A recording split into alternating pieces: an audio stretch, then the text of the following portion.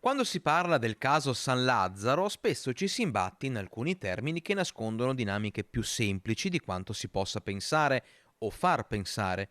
È il caso dello sportello unico, ovvero di quello strumento che permette alle aziende di costruire anche in zone improprie, seguendo un iter normativo legato alla presentazione dei progetti all'amministrazione comunale. Sottolineiamo questo passaggio perché è da questo presupposto che anche la vicenda San Lazzaro trova spiegazione del perché il caos sia diventato un caso politico e non solo. Le persone che vogliono costruire, le aziende che vogliono ampliare, vengono dal sindaco, dalla giunta e fanno richiesta, e che c'è una prima scrematura politica perché non si può dire sì a tutti a prescindere.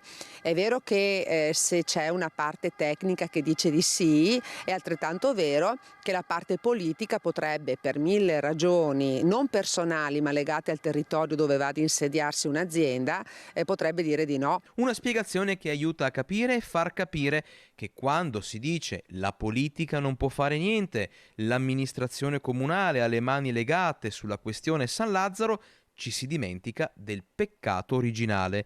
Fin da subito i no si potevano dire e potevano rimanere no. Io ricordo un caso a Rossano di un'azienda che faceva una metalmeccanica molto pesante e voleva costruire a ridosso di alcune abitazioni, e siamo stati fermi nel non dare il consenso politico, cioè di non far partire l'iter.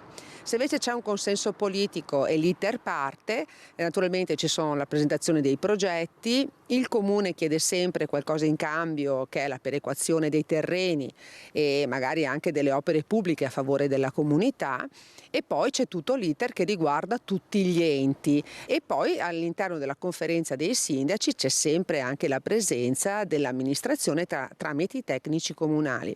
Alla fine l'iter arriva in consiglio comunale, quindi è un iter molto lungo dove l'amministrazione ha un ruolo comunque molto importante, anzi determinante.